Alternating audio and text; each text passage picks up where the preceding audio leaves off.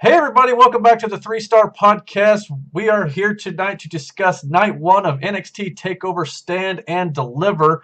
I thought this was a really good show. I don't know about the rest of the panel, but let's get into each match here. None of us really watched the pre-show match, but we'll go ahead and, just for, completion's sake, we'll tell you the winner of the match. Zoe Stark and Toni Storm wrestled each other, and Zoe Stark cradled Toni Storm up for the pin.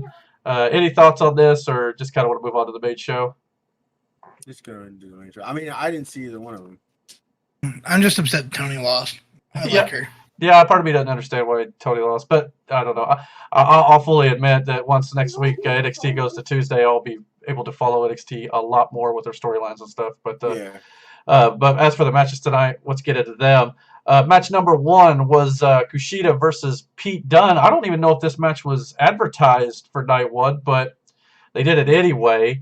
Kushida flipped Dunne off the top rope right into the hoverboard lock. The Bruiserweight made it to the ropes twice as Kushida continued to shift holds. The Bruiserweight caught the Japanese superstar's fingers in his tight grip, and he snapped the fingers, landed a vicious roundhouse, and then hit the bitter end to win. To me, it was basically every Pete Dunne match you've ever seen, really. Maybe turned up a little bit due to the TakeOver event, but what did you guys think? I mean, it was good, but yeah, there's, he has a stick and he sticks to it. Yeah, it seems like... I need to show him how to use a canning booth. Wow, he just went right there on him. All right, cool. I mean, yeah. He's fucking shoulder was yellow. That seems to be a thing about a lot of professional wrestlers lately with their spray tans, and I mean it's been a thing for a while. We're about to talk about that whole EC3 situation. Oh my gosh, EC3 at the Ring of Honor anniversary. Oh my, boy. Yeah, that was a sight to not want to see again, but to put it mildly. Yeah, so I mean, it was an okay opener, I thought, but I don't know. Yeah, I'd put it on par with the rest of the show. Yeah, it was good for like I said, it wasn't terrible, but it's opening match. Yeah, it's your standard Pete Dunne, ligament damage, whatever you want to call it. Yep. All right, the second match of the night was the Gauntlet Eliminator to earn an NXT North American Championship match tomorrow night. At night 2 against Johnny Gargano. Isaiah Swerve Scott, Leon Ruff, Cameron Grimes, Dexter Lumis, LA Knight, Bronson Reed. I think that was all of them. Did I miss anybody? Yeah, that's all of them. Okay. Right. Yeah, I mean, I don't know what else you could really say. There's just a lot of back and forth in this, and I thought they did an interesting job of setting up LA Knight feud with I thought he Dexter was Lumis. Who, LA Knight? Yeah. No, Dexter Lumis. Yeah, I thought Dexter Lumis would too. Believe it or not, I honestly initially thought Bronson Reed would win, but I was like, maybe not. And I kind of regret that, not sticking with it now. But, I don't know. What did you guys think? What's it? Leon Ruff? As far as watching it, I jumped in the middle of this one, and Bronson Reed's a big boy. Yeah. Leon Ruff is a small man, but part of his whole deal is he's the underdog in the situation. So but he was getting tossed around, man. But I mean, I honestly thought that Dexter Lumis was going to win this match because he had him and who was it? One of the guys in the group of the Way with Gargano, they already had a storyline going, so I assumed that it would just carry over and he'd be the one to challenge Gargano. But kidnapped Austin Theory, India Hartwell has a crush on him, and yeah, he hates Gargano. So there's that. And now it's going to go in the direction of LA Knight, more than likely feuding with Dexter Lumis, whatever the fuck his name is. Lumis. Yeah. Like the guy from Halloween. You like those movies. You got a fucking crazy Hannibal Lecter Jr. You got fucking Hillbilly $1 Million Man. You got Cheeseburger Eddie Jr. and Leon Ruff, and you've got fucking. It looks like Kofi Kingston and Little Nas X had a kid for Swerve. Then you got Fat Samoan. Yeah, of a lineup. Don't forget Cocky White Guy, LA Knight. Fucking terrible. Wow. What do you think of the match though itself? I mean, when they catch you guys off guard, it was shit. How do you go from that fucking dude getting the Bronson, whatever the fuck his name is, getting his ass handed to him on the ground, damn near looks like he's in tears, to fucking hop up, scramble to that top rope, and fucking do, man, fuck that dude. Psychology is out the window. Fucking terrible. Well, I think the biggest reason they allowed Bronson Reed to win. That's my opinion. It feels like they're kind of maybe doing the same thing they did with Walter and Ciampa, the size thing, Reed versus Gargano. Yeah. Storyline notwithstanding, I mean, just from a pure match standpoint. I get that, but to me, I mean, I'm not at Tony's level of opinion. I thought it was a good match for what I saw. But I do kind of agree. Like, I don't understand, like, how am I supposed to get invested in any kind of, like, underdog story with Isaiah and Bronson doing what they did towards the end, and then Bronson just gets right back up, full of energy. I don't get it, but whatever. But as far as, like, the David Goliath thing, it's, to me, lazy booking again, because it's been done before. It's like, oh, let's have this big guy go against the small guy, and everyone will cheer for the small guy. It's a tale as old as time. But nobody cheered for the small guy because the small guy's a dick. They were cheering for. And he sucks. Gargano's fucking horrible. It's an easy feed for Gargano. He's not going to do any long-term feuding with this Bronson dude. He's going to get beat tomorrow. Gargano's going to. Keep going. I didn't hear you, Damon. But sorry. I just said, I mean, yeah. Oh, I mean, yeah. The feud's not going to last long. Do you think more than likely Austin Theory is going to turn heel or turn face, and he's going to be the one to take the title off of Gargano? He's going to break away from the way, and that's what I think will eventually happen. Well, didn't you just say you thought Rhea would beat Gargano tomorrow? That's what I think is going to happen. I think. You think? I didn't hear you, Eric. Oh, I just said, didn't you just say that you thought Bronson Reed would beat Gargano tomorrow? If that's the case, he would. Bronson Reed's going to lose. It's an easy win for Gargano.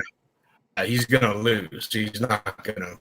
He has no chance in hell. Because it's going to make Gargano look really strong if he beats Reed going into that theory going into the theory feud that Tony's saying they're going to do. It's going to make Gargano that's just a even bigger thing. Yeah. Be wrong, but that's how I feel it's going to go down. I mean, that would be the logical decision to go if they're going to go keep the belt on Gargano, but I'd be very interested to see how Gargano pulls that off. I don't think he's going to. Yeah, I'm starting. I don't think he will either, just because it seems like they're real big on Bronson from everything I've heard. But yeah, I'm starting to sway with Brandon on this. I kind of wonder if maybe Bronson Reed does win that, but I mean, I don't know. But then if Reed wins, then where does Johnny go? Yeah, what's he doing? Johnny can go anywhere. It doesn't really matter. Yeah, I mean, Johnny lock him anywhere. Yeah, he don't need the title necessarily. He's well established enough to, move on without it. But so I guess we'll move on to the next match up here on the card, which I think by the end of this match our viewers may start to understand exactly the kind of wrestling Tony prefers, which is nothing wrong with that. That's that's all good. Tonight is the match we're going to talk about here is the NXT UK Championship. Walter defending his title against Tommaso Ciampa. That match was brutal. Like, it put me in pain watching. For real, like he booted Ciampa, no hands, nothing, just kicked him in the face at least 3 times, and then the chops itself. That made me flinch. But Ciampa gave just as much as he was taking. Oh yeah, he laid it in on Walter though. Yeah, it was a very physical and hard hitting match. My thing, the 2 things that I put in the group chat, it was the suplex into the clothesline. Yeah, look, just ugh.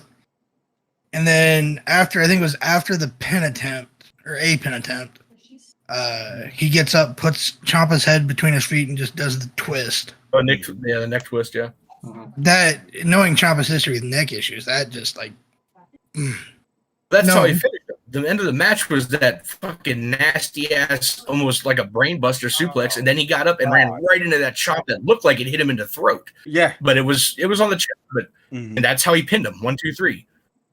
It was a fucking perfect story from beginning to end, dude. This whole feud had everything. I mean, Brandon, you're a family man. The whole thing about with the necklace and what it meant to him because his daughter gave it to him when he was going in for surgery, and then they held him, and Walter ripped that off of him and disrespected the shit out of him. Yep. So there he had a reason to go into this feud. He had fuel, he had fire, determination. And then in the match, he actually did something that they never do anymore. He picked the body part, worked it over, stayed on it, and the right hand of Walter. Yeah. And you can see Walter selling the shit out of it the entire match, which was kudos to him. This match told a story beginning to end. This is as close to as perfect of a wrestling match as you're going to get. Yeah, you honestly believe that Ciampa was going to beat him once or twice? You believe it. Walter was like, nah, not today, son. And when he stopped him, It wasn't just like, oh, no, slow down. No, he stopped him, and he put an end to that shit. Like, the chop on the table, though. When yes. The way you split it in half? I was like, no, thank you. Yeah. Had that connected... Oh, he'd have been, picking up his chest like in pieces. More that he missed, but I was like, dude, because he went for it. Most people would have pulled back, especially on the table. Yeah, he cracked that motherfucker, dude. I was like, no, thank you. And you see his chest, like Walter's chest, it was like dark red, and then Ciampa's was. I was like, nah, y'all. Walter put him over. He sold his ass off for him. Fucking took everything, and he made Ciampa look like a fucking beast. And Ciampa from underneath the whole time. Yeah, that's what I was about to say. So yeah, and that move. Call me what you want, but from the second rope, was it? Is that like that exploder suplex? No. That Ciampa gave Walter from the second rope. That white noise, but that's what it's called. You know what I'm talking about. Yeah. Oh, yeah. Dude, he landed. Well, he landed square on his hip. Miranda was like, I'm pretty sure if it's the right one you're talking about, I'm pretty sure I said in the group chat, fuck that. That had to suck ass. Yeah. I was afraid Ciampa was straight on his. I was like, no. I was like, ooh. I was afraid Ciampa was going to drop him. They beat the holy hell out of each other. And that reminded me of Joe and Kenta. Yeah. But as Tony said earlier, this was a fight. This wasn't a wrestling match. It was a fight. As much shit as the Imperium, put Ciampa through leading up to his whole thing. This wasn't a match for Ciampa. You could tell that from the time he got to the ring. Even when Walter comes out, he's just sitting in the corner, and you could just see him looking at him like, "I'm going to kill you." Like this wasn't about personal. A title. It wasn't about it was about a fight. You're right. It was a personal fight. And from when the bell rung and they went, it was swinging. You didn't really see wrestling moves per se, because that's not what it was. It was literally a fight. And I just love the way that it affected Walter too. I mean, you seen he tried to go for the Boston Crab, but he ended up doing a single leg crab because he was selling his hand so much. It just everything that is wrestling at its core, and that's what I love. And I feel like Ciampa grabs his hand and just starts karate twisting and biting and just everything. Like, and then when he kicked his hand like 15 times. Yeah. That's the thing about Ciampa that I've always loved is his in-ring psychology. Yeah. Yeah, he's always in my opinion, the best they've got in NXT right now when it comes to that. I mean, when they first start the match, it shows like the stat list. They listed a fucking as an intangible, psychotic. I mean, he lives to that as a character, fucking lives up to it. Fuck John Moxley. And then fucking Walter. Champ was the fucking nutcase. I believe he was a lawyer at one point in a segment. Can you believe that shit? It was like 05 Did he or something. serve papers too? Was it Cena? Was it Masters? Or was he working for Masters? I can't remember. He served papers to somebody, and I was like, yeah. But you don't see that. He loses a case. No, you don't see that kind of stuff. But Walter's another one that's dude, is amazing. Even before he came to NXT, he was just like the big talk over there in Europe when he was wrestling in Germany. And everyone was like super excited when he got here. And now he's like, what, 730 plus days as it's 2 UK years champion? and 2 days, and no one has had a run like that since the 80s. They said, and that is insane. I want to say that. I mean, but even. Oh, go ahead. They said either the 80s. I think it was the 80s, but it might have been 90s. But I think he said the 80s. It was the 80s. 80s, yeah. But yeah, I mean, he's going for the Bruno run. That's to do with him. And he is, to me, credible enough to fucking do it. Absolutely. Do they have Pete Dunne also had like one of the longest fucking reigns. Do they even have? He took the belt off of Pete Dunne. Well, yeah, dude, it's brutal too. It's great. Do they even have anybody in NXT UK who could challenge him at this point? I mean, they tried Tyler Bate, but he's beat every credible guy on that roster.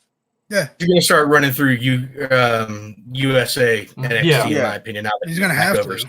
And don't get me wrong, I'll be glad to see him in the USA. It's not like there ain't some top names over in the UK because there are, but like he destroyed all of them. Did you imagine Karrion Kross versus him? A US title versus NXT or UK title? Oh, yeah, he might get it. I mean, I think he hasn't even had a match with the Balor yet. No, I thought they did. Yeah, did last year maybe. I might have to look that up. We'll have to fact check that. Yeah, we're gonna have to look that up. But who wasn't it also when they had that big Survivor Series with like Raw, SmackDown, and NXT? He fucking. I think they fucked him on that though. Yeah, they pinned him first? Yeah.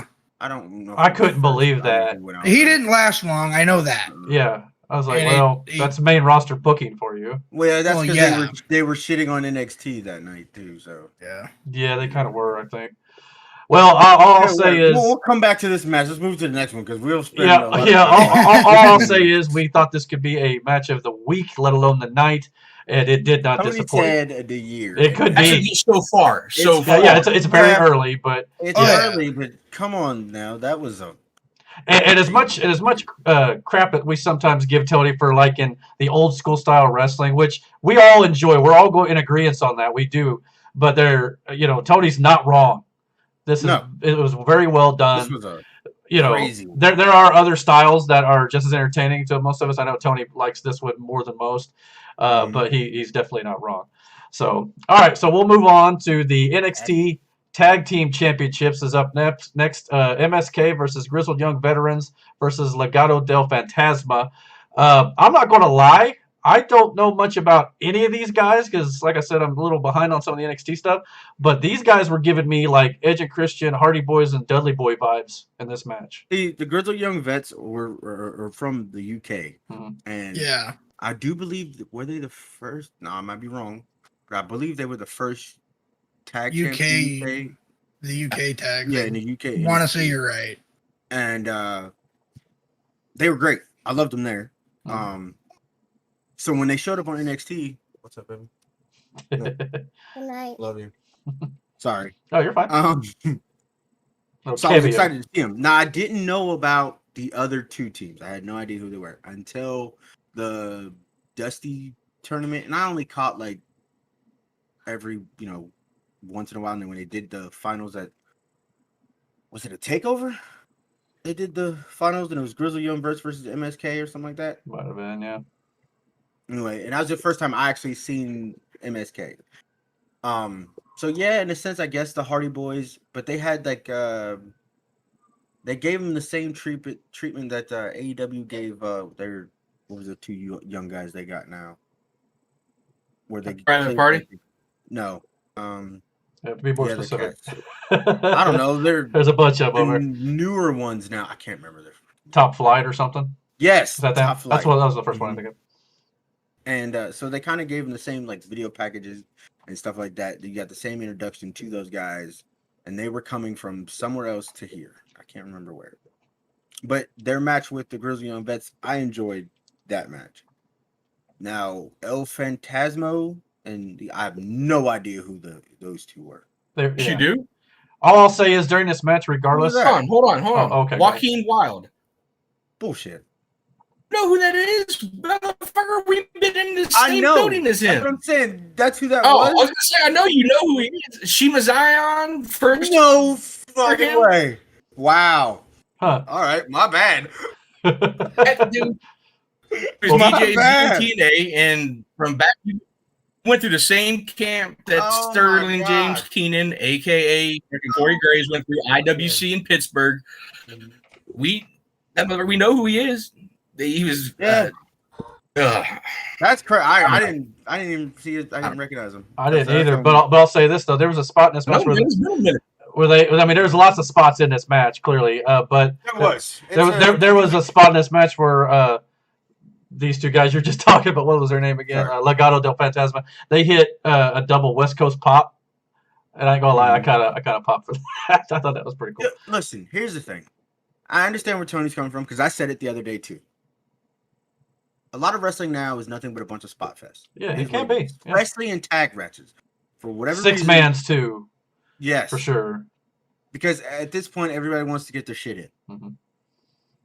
Do you pop for certain things? Yeah, because certain things are, I mean, regardless, it requires a lot of athletic ability to do a lot of the shit that they do. The downside is there's no story in that whatsoever. No. It's move, pin. You know what I'm saying? I'll young vets, you don't get that because they don't do that spot monkey shit like that.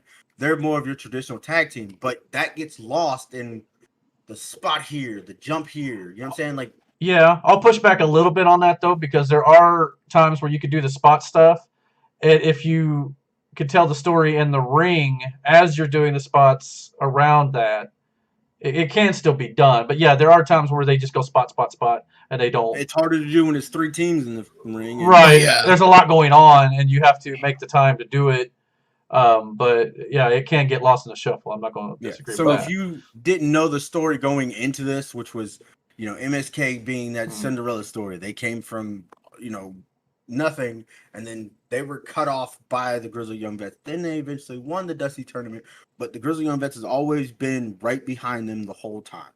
Mm-hmm. And so now they're here, and it's the Grizzly Young Vets are just whooping everybody's ass. Like they were for a large point of this match, and somehow MSK still pulled it out at the end. Yeah, and to be honest, everybody says I shit on this kind of wrestling. I'm sorry, Eric. Good, man. I'll let you finish. Oh, you're fine. I was just going to say that I thought, to me, in this match, the Grizzled Young Vets were the most impressive based on what they were doing. But nothing against MSK. I mean, they're probably very deserving of the titles. I just don't know enough about them to make a good judgment. So, sorry. Go ahead, Tony. I didn't mean to cut you off.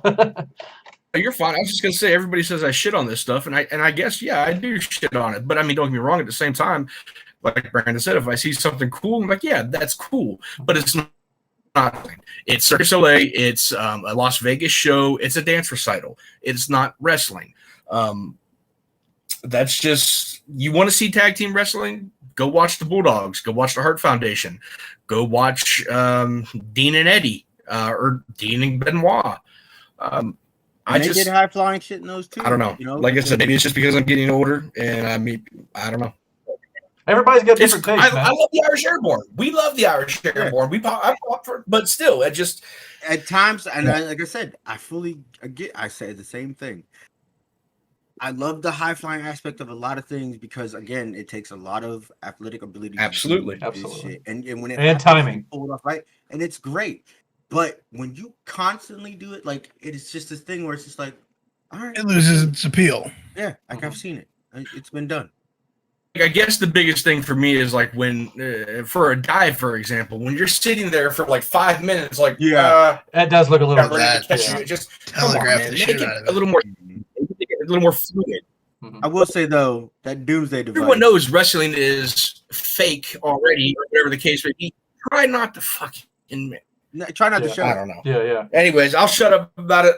You're not wrong because especially when like you got like a big dive off the top rope and you got say 6 guys underneath them, Guys waiting to standing catch there waiting them. for it to happen. It's like, okay, at least don't And then show some it. of them not even get hit. Yeah, Like that's the worst of it. You'll see them like on the very outside of that group, not even come close to the impact from the one that's doing the jumping and still fall over like they got just absolutely annihilated. Yeah, it's not like that right there is what drives me up. You know, there's Just seeing shit like that. What about poor Ray Phoenix? Yeah. What about him? And he did that. He went to do that springboard, and no one fucking caught him. And he just—that's what. Yeah. Well, here's the thing: when you have a big spot, I don't know. When you have a big spot like that, right? And then there's a group of guys who are supposed to catch you, you're supposed to get hit or whatever. The setup time for that is a little long. But so you have now 5 guys on the outside of the ring just kind of milling about, throwing little shallow punches here or holding somebody up here. And then they all do the same thing. They're kind of looking like this to see what's going on. Yeah. And it's like, yo.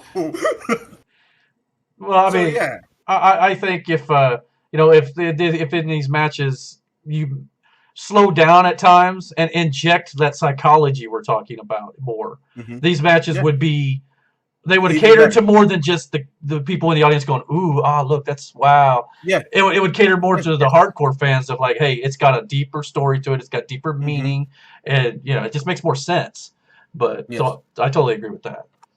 So, but I don't know if we did mention MSK1. So, okay. I guess we'll move on. Before we start the next one. Yeah, go ahead. Brandon, you are correct on the Grizzled Young Vets. They beat Mustache Mountain at TakeOver Blackpool. Okay, and here's the thing. That match, there was a story being told that whole time, right? Because at the time, I want to say it was, everybody thought Mustache Mountain was going to win those titles. Because... they were killing it before the UK got their own NXT. They were absolutely... And so you assume fantastic. Those two were going to win those titles.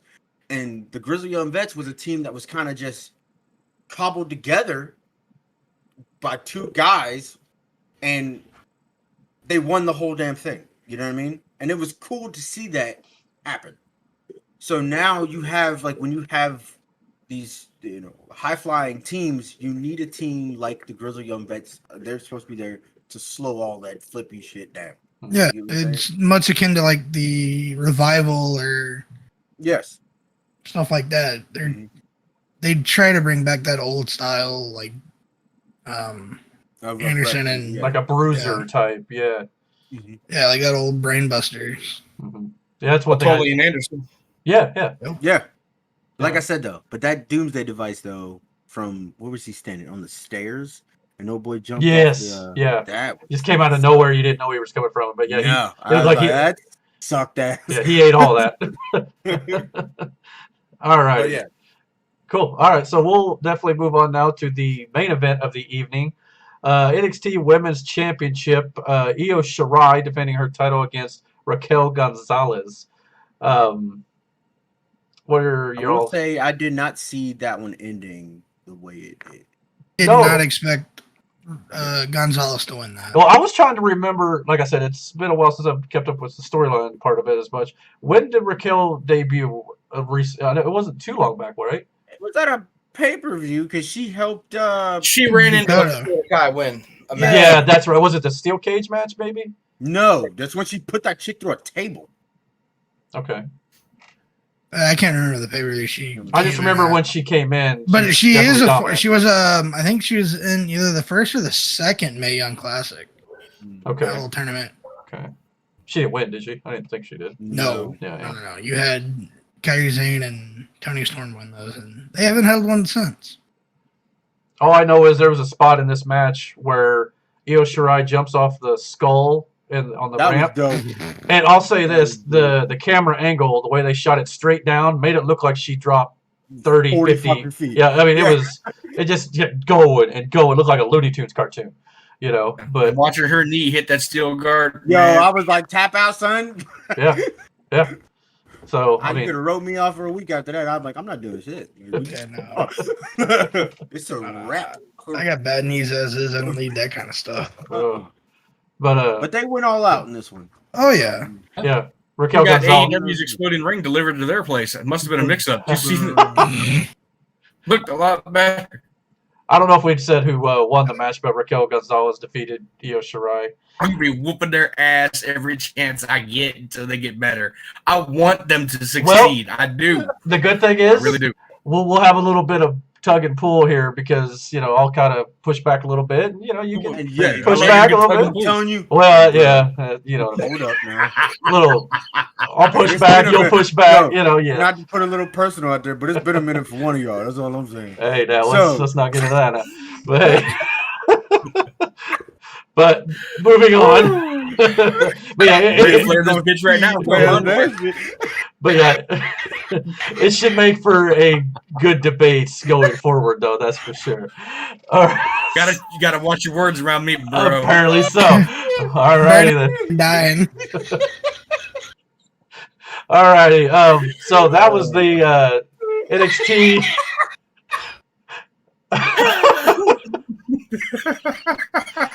Someone get a fucking toothpick. Yo, we're gonna edit this out. We're gonna edit all this. This is all good. We got Tony's laughing this. Oh my Christmas giggle debut. I'm sorry. For whatever reason, that got me so good. Yeah, this is all going. This is all going. What is this? The 4th episode? Technically? That better stay in. This better stay in. What you This talking is about? real. This is gold. We're right. We're on the 4th episode. Yeah, well, something like that. Yeah. Yeah, something like that. Yeah. Either way, it right. came quicker than I right. figured it would. That laugh. Oh, sweet. I figured we get a little bit more into the videos before we get the laugh. I don't know why that joke hit me so hard, but it did. Like, Oh my god. Oh, sweet good. All right, on my bad. We are all completely off the rails right now. I shouldn't have instigated that. That was on me. If I decide to keep this in, this is going to be. No, you better keep Let it happen. Better stay in. Let it stay in. All right, well, let's get back on track somehow right, here. But yes, good debates moving forward. So yeah, that was NXT Night 1 of Stand and Deliver. Anybody got any additional thoughts? You want to talk about the Walter match more? Yes. We were kind of fawning over that. Match, like, legitimately though, if you book more guys like you did that one, and I would love to know whose idea was it for it to go the way it did. I would assume the ideas came from Walter and Ciampa, but you would need to know the in-ring ability, the in-ring, yes, I believe that, but who thought of it? Like who okayed it? Who thought of it? Like, hey, we want you guys to do this. And I mean, the producer is the one that gives him a lot of the input and says, hey, maybe you want to go in this direction. This is the finish we want you to do. But, maybe they just kind of said, here's a couple of bullet points. We want you to go through this, do this, blah, blah, blah. And the rest of it, you guys just kind of do your own thing. Well, my hat's Walter and Ciampa, whoever came up with it, whether it was them on the fly in the ring or someone in the back, kudos to you because that was a hell of a match. My hat's off to everybody involved in that one. That one. I feel like that's how it was handled, anyways, just because of the experience between Ciampa and Walter. You can allow that. Like, hey, we just to make sure, we need you to hit point A, point B, and point C. At some point, hit those 3 points. The rest is on you guys. Yeah, I bet it was Hunter. I honestly think I would Triple H is probably the one that or Regal. If Regal's still doing anything backstage. Brutal. Like, seriously. That was a physical ass match. There's no way that I'm not going to the back and popping some Tylenol and laying down with some ice on my chest because hopping in that ice bath. Like, O'Reilly and Cole are going to be the only ones that are going to come close. Maybe carrying across. They're going to beat the crap out of each other. Yeah. I mean, can you imagine if we had Karrion Kross and Balor going to be physical too? Can you imagine if we had that's going to be a fun match? Can you imagine if we had a full roster on any of these companies, and they could all just go out and do their thing instead of being scripted on certain things? It would make for much more real. I mean, one can dream, right? Yeah. Good luck with that shit. Well, I mean, Night 2's got a good set of matches. Oh, absolutely. It has the Do you want to preview that real quick? Sure, let's go over. Yeah. Do you have them there, Might as Damon? well. Why don't you run them through? Run through them, Damon, because I don't have them up All for right. me. So we've got 5 matches. According to Wikipedia, we'll just go in order there. Okay. Number 1 is Balor versus Karrion Kross for the NXT Championship. Which that's a co-main event, right? I would assume Karrion Kross so. and then the unsanctioned match between Riley and. I would say, yeah, those two are. If they do normal sellers for NXT tomorrow booking, night. it'll probably be the title match. Probably be. Yeah. Well, I know the title match That's- is in the night. Oh, But I got you. Yeah. That match is gonna be brutal. Who do you guys want to pick in that match? I'm a huge Balor nerd, so I would choose him. But realistically, I think Karrion. I think they're gonna give it to Kross. I do too. Yeah, I think it's his time. It's not like Balor's shit or anything. No, but I think it's Karrion. And Kross. what else? Like, what else is it for him to do in NXT? It is kind of like Gargano, in my opinion. Finn can be just fine if he stays in NXT without the title. I hope he stays in NXT because you know And how it here's didn't the go thing, out on though. the main roster. He'll be good chasing that title. Yeah, you can always drag it out, do this- another one. Sure. Yeah. What do you think, Tony? Twitter or something like I they picked said. Karrion Kross in the Okay, so we're all pretty well Mm-hmm. unanimous we're on all that. pretty much on the same page on that. Gotcha. But I read somewhere that Balor, it was either Balor said it or someone had an opinion on the Demon, and saying that for Balor to go back to using that would be a step backwards. Really? Balor doesn't want to. I just read something today where he Yeah. said And it might have been he his doesn't want to opinion try to- on that as well. I didn't read the actual article, Kind of too circus. but I just read the theatrics headline. Like it for would him. be, it would be like a step going, like taking a step backwards for him. Which I mean, I kind of agree. I get his ran its point. course. It was fun while it lasted. I enjoy the Prince persona. Oh yeah. Yeah, absolutely. What other matches we got on there, Damon? So the next one is according to this, is the unsanctioned match, Adam Cole versus O'Reilly. Okay. And I think I agree with Eric on this one. He said Cole was probably going to lose because he's going up to the main roster, and I have to agree. Yeah. I mean, I think that's going to be, death for Adam Cole, just based on how they book small guys sometimes. I hope not too, but the fact that they broke up the Undisputed Era on NXT and you got Kyle O'Reilly, I think it's just time Adam puts him over, and it's just maybe Because again, with Adam Cole, what else is he supposed to do? that He's you held the title, and that you get a big debut on the Raw after Mania. I'm guessing. there you go. I hope he doesn't go to Raw. I'd rather see him on SmackDown. Either Yeah, way. you I probably- think he's going to AEW. You really think he's leaving? I think his contract's almost up soon, and I guarantee by this time next year he's going to be on AEW with his girlfriend Yeah, because I she's can agree already with that. said that it's their desire to work on the same show together.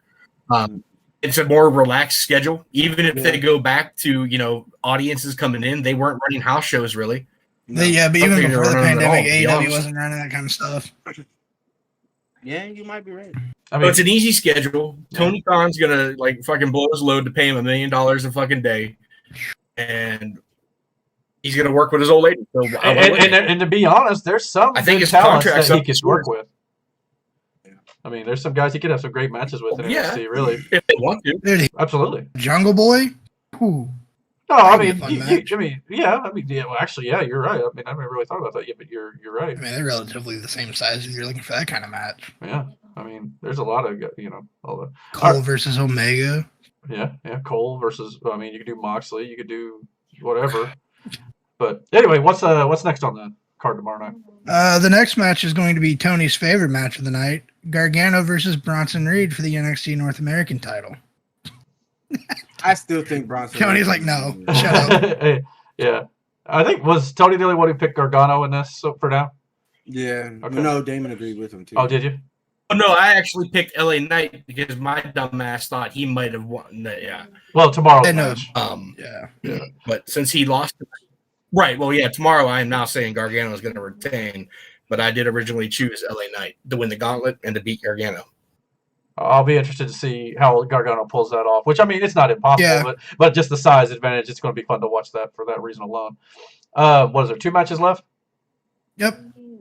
The next one is the ladder match to determine the undisputed NXT Cruiserweight Champion. I love me a car crash. Jordan Devlin versus Santos Escobar. That is going to be. That is going to be another one. I didn't realize that the reason why they set this up because it's basically the same scenario as Razor Ramon and Shawn Michaels WrestleMania 10. I didn't realize, and I guess Shawn was the one who introduced the ladder into this. So I was like, okay. Dude, this one is going to be one of those ladder matches where it's like somebody's going to die. Yeah. I got this eye on you and that eye on you. Rogue super kick. Get that rogue super kick. Right, rogue super kick. But no, and you got Jordan Devlin. From everything I've seen since I think he joined the UK, NXT UK. That's where I think he's coming from. Mm-hmm. I mean, he's Balor's little fucking brother. Sorry. I mean, him and Balor look so much alike. No. They just look so much alike. Because I think Balor trained him. I wouldn't be surprised. Well, he was doing hot shit until he got busted with that Me Too movement. He was one of the people who got caught up in that shit, man. I mean, but his ass got caught up in that. Don't touch. Yeah. Touch stuff. And I know back when they ran that UK tournament right before NXT UK, he was a part of that, and I think he got really fucked up on a match. Like, he got opened. And I know nothing of Escobar, so. That'll be a great match, though. Yeah, I think Devlin's going to win it. Jordan Devlin and Balor had a match at one of NXT's UK's first shows. Yes. And yes, he was trained by Finn Balor. Yeah. Oh, wow. So that's why a lot of his mannerisms are like. Damn, he's been in the business since 2006. Holy shit. I didn't know that. Wow. Whoever he beat to get that cruiserweight title, I think it might have been. Why don't I want to say Ilya Dragunov? But it was an amazing match. I wish I could remember who the fuck it was that he took that title off of, because that match was fucking insane. Devlin or Escobar? No, Escobar is the interim, so I think because Devlin had to take some time off for some fucking reason. Oh, okay, I got you. They gave it to him. He won I would assume, a tournament. No, I'm saying when Devlin won that, won the cruiserweight title, whoever he had that match with, I forget who it is. I do remember it was fucking amazing. So a little backstory on this: in April 2020, it was revealed that Devlin was unable to defend the cruiserweight title due to travel restrictions caused by the pandemic in Ireland. Led to an announcement of a tournament to crown an interim champion, which was won by Escobar. Devlin responded by calling whoever won the tournament a fraud and stating that he would prove himself as the true cruiserweight champion. Upon his eventual return on March 10th, it is revealed that Devlin will appear in NXT on the following week to enter into his feud with interim champion Escobar. All I know is I'm looking forward to the match because I don't know much about either guy, especially when it comes to their in-ring ability. But to me, it's going to be kind of cool because it'll be two fresh faces. But yeah, it should be cool. That shit gonna be crazy. And they put a ladder in that shit too. Yeah. So I'm looking forward to that. What's the last match there, buddy? Sorry, it's Ember Moon and Shotzi Blackheart versus The Way. Candice LeRae and Nikki Hartwell, aka this is gonna fucking blow. Wow. All right. Not in a good way. So I don't know. I don't have a dog in that fight, really. I'm taking Shotzi and Ember to retain. Yeah. Wait, is it? Yeah, it's for the titles. Yeah, you're right. Yeah. Yes. No, I'm thinking. This is Gargano, her pet monster, ended up winning and retaining, and The Way has a lot of gold in their faction. Why though? Well, I guess. Tony, you might. I would say you might turn out right. Are like they're like NXT royalty. Yeah, I guess. I'd say if Gargano retains in some miracle fashion, it could be Candice winning. Yeah, I could see that. You get all the gold, maybe. But honestly, I think this thing about Candice LeRae was the backstabber she took from Cedric Alexander. Yo, that was crazy. Yeah, at AIW in Cleveland. That if you could find that on YouTube, it's like a 10-second clip. I suggest you see it. Yo, yeah, that was crazy. Yeah, I don't think I've seen it. Is it as entertaining as the birds coming out of Riddle's feet? Oh God, no. Sorry. No, it's actually good. Like it's worth a watch. Huh? Birds. Okay. Fucking birds. Alrighty. Well, if we have nothing else to discuss tonight, we will be back tomorrow night discussing and reviewing night 2 of NXT Takeover Stand and Deliver. And then we'll be back Friday night for SmackDown, and then this weekend for WrestleMania reviews as well.